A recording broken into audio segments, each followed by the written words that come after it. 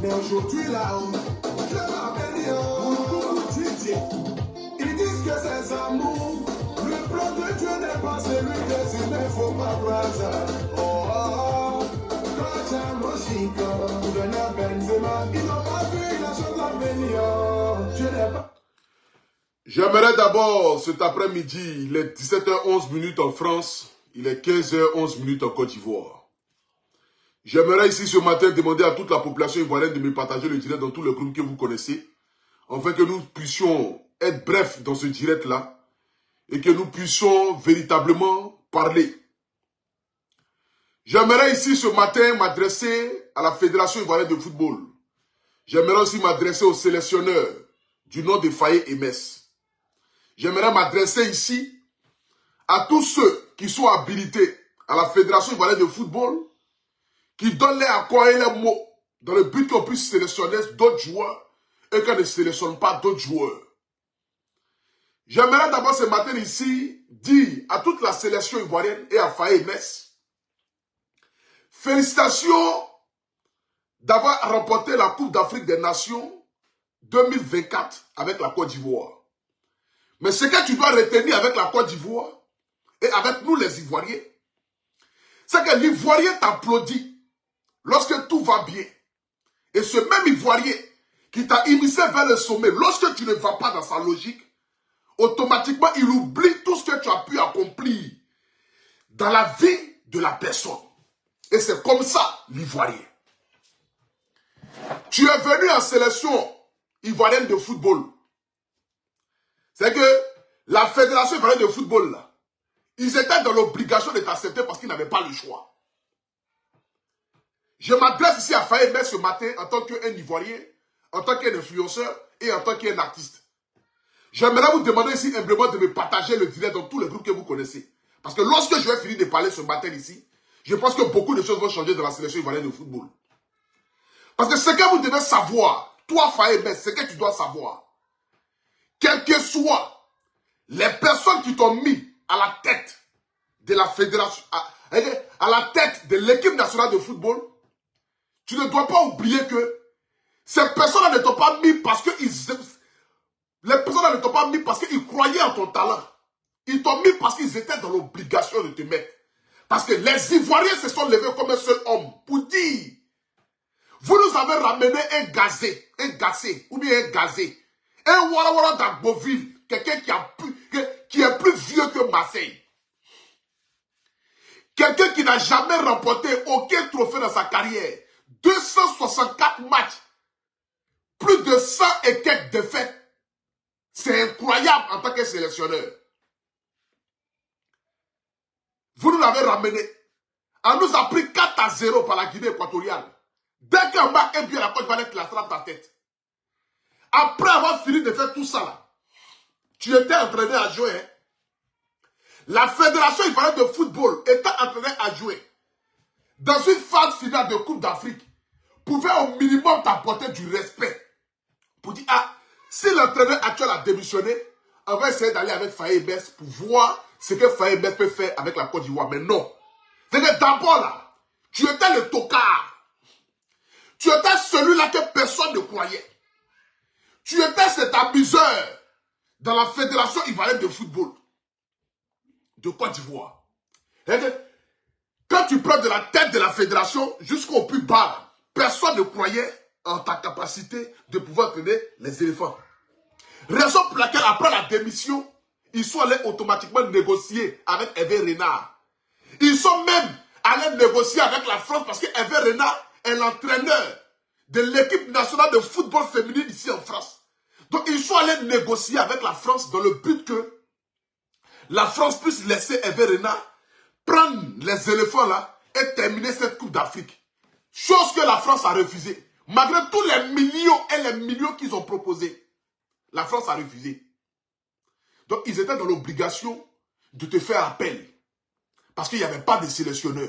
Il n'y avait personne qu'on pouvait appeler, qui pouvait venir prendre l'équipe nationale au bord du dérive.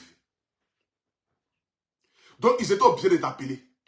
Parce que les éléphants étaient dans la merde. Et parce que les Ivoiriens se sont levés comme un seul homme. Pour dire, ah, on est fatigué de tous vos ouaouras d'Agboville. On est fatigué de vos badigas. On est fatigué de vos vols. On est fatigué que vous partez prendre l'argent du contribuable, des centaines de millions et payer des gens qui ne foutent rien pour la Côte d'Ivoire. Et parfois même qui ne vivent même pas en Côte d'Ivoire. Qui viennent juste en Côte d'Ivoire lorsqu'il y a les matchs.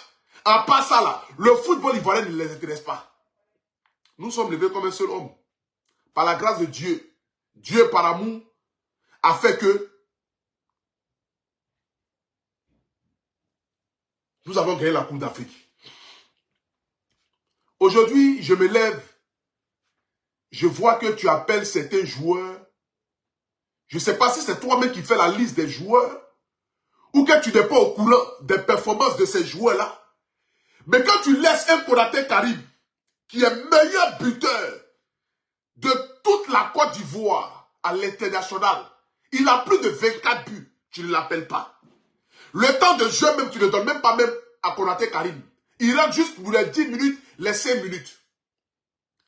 Un joueur comme Amad Diallo, grand joueur à Manchester United, qui est en train de marquer, qui est en train de faire une saison exceptionnelle et extraordinaire, tu le laisses. Et vous partez toujours, vous appelez en vous, par les liens familiales.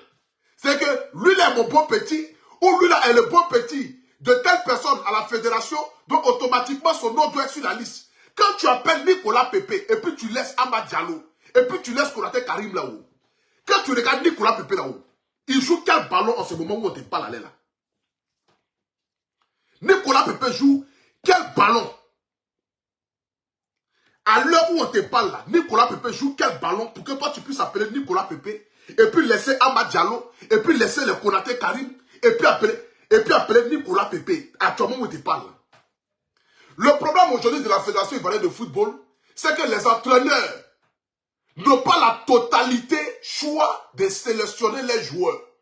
Parce que nous avons des personnes qui sont assises dans le noir, qui ont porté veste, cravate, et c'est eux là qui disent que non, lui là c'est mon petit, lui là c'est mon petit, lui là c'est mon fils, faut l'appeler, lui là c'est mon fils, faut l'appeler. On est fatigué de ça. Nous sommes fatigués de vos amusements, à prendre la Fédération ivoirienne de football, à mépriser les jeunes joueurs qui viennent jouer pour la sélection ivoirienne de football, à les traiter comme du n'importe quoi. Nous sommes fatigués de ça. Donnez à cette jeunesse-là, ceux qui méritent véritablement de jouer pour l'équipe nationale, ceux qui méritent véritablement là, donnez-leur la chance de pouvoir jouer. Et c'est de ça qu'il s'agit. Parce que nous sommes fatigués. Parce que nous sommes fatigués. Nous sommes fatigués de vos magouilles. Nous sommes fatigués que vous gérez la sélection ivoirienne de football comme si c'était une histoire familiale. Et que chacun doit faire jouer son bon petit. Il y a des joueurs qui ne sont plus en mesure de jouer dans l'équipe nationale de Côte d'Ivoire. Ils ont tout apporté pour la Côte d'Ivoire. Nous sommes d'accord et nous leur disons merci. Les Serge Aurier là, encore les Serge ne vont pas partir. Serge Aurier joue quoi actuellement? Je suis fier de ce que Serge Aurier aurait apporté à la Côte d'Ivoire. C'est normal. Mais le problème est que là, beaucoup parmi eux n'arrivent pas à quitter la sélection ivoirienne à la grande porte. Ils veulent toujours sortir par l'humiliation. Sinon, les Nicolas Pépé, les Serge Aurier là, ils ne doivent même plus jouer. Ils sont fatigués. À la cas, les Serge ne vont pas.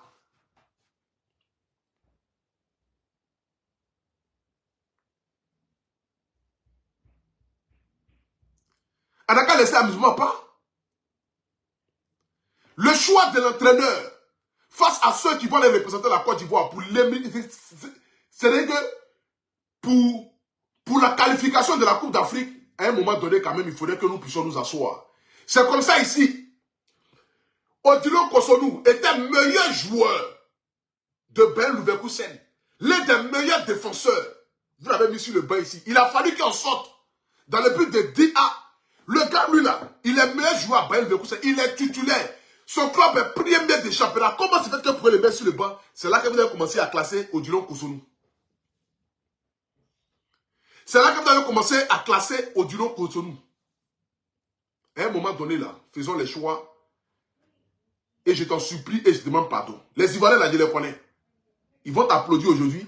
Le jour que ça va aller en dérive, là, tu vas oublier tout ce qu'Ivoirien t'a dit comme compliment. Hein.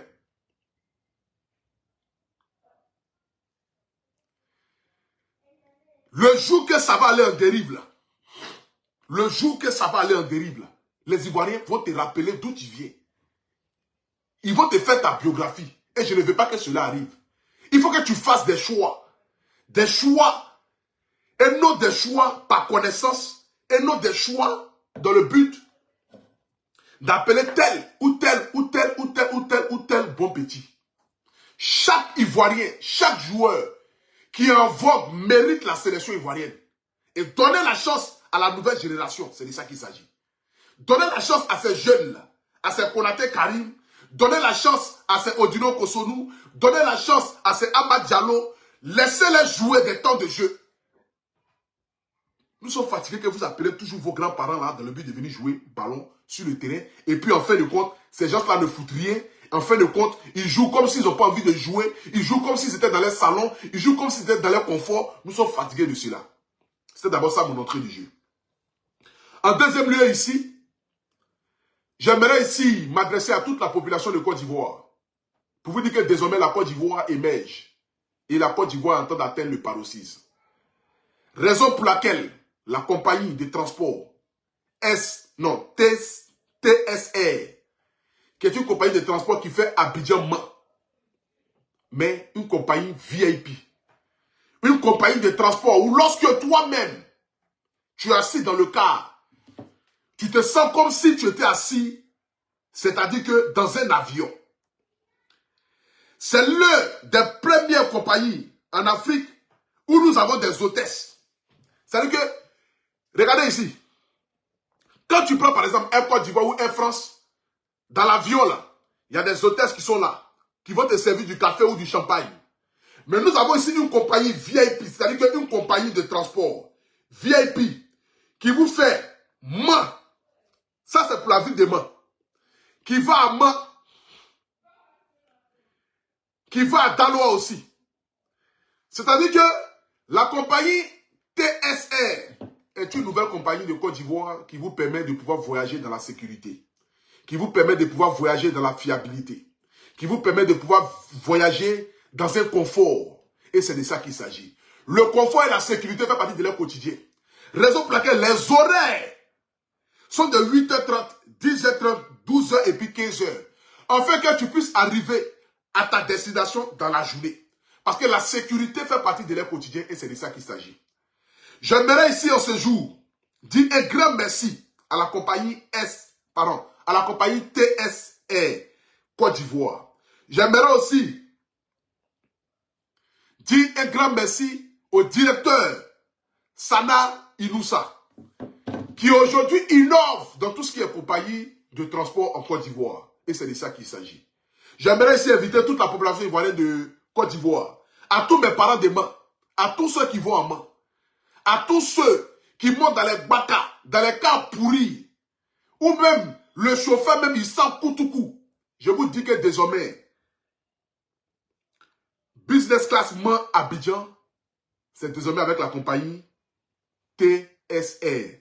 Vous pouvez le contacter au 07 49 15 06 46 ou le 07 48 96 65 73.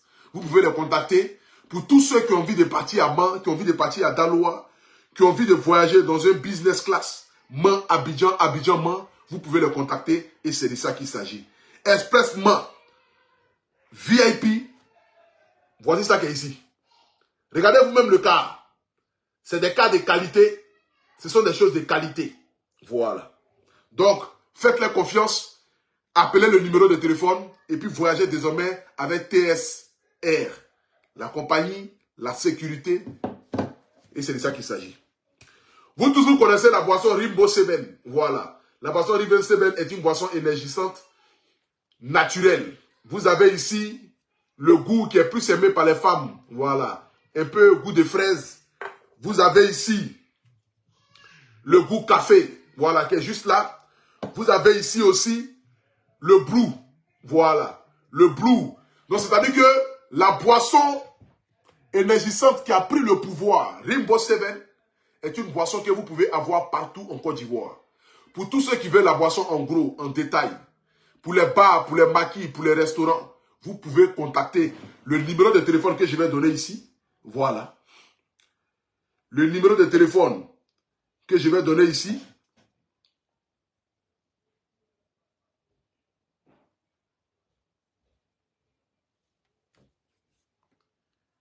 Attendez. Où est passé le numéro de téléphone?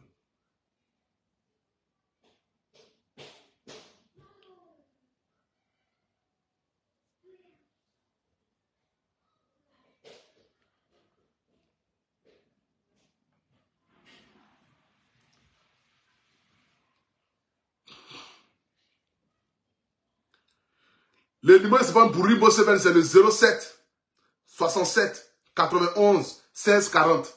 C'est une boisson 100% naturelle. Voilà, c'est une boisson 100% naturelle.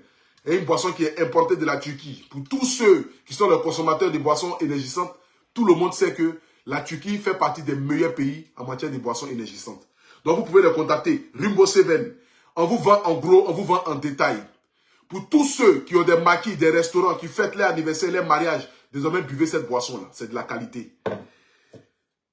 Le 07 67 91 16 40. Que Dieu vous bénisse. En ensemble, c'était le guide Biaka.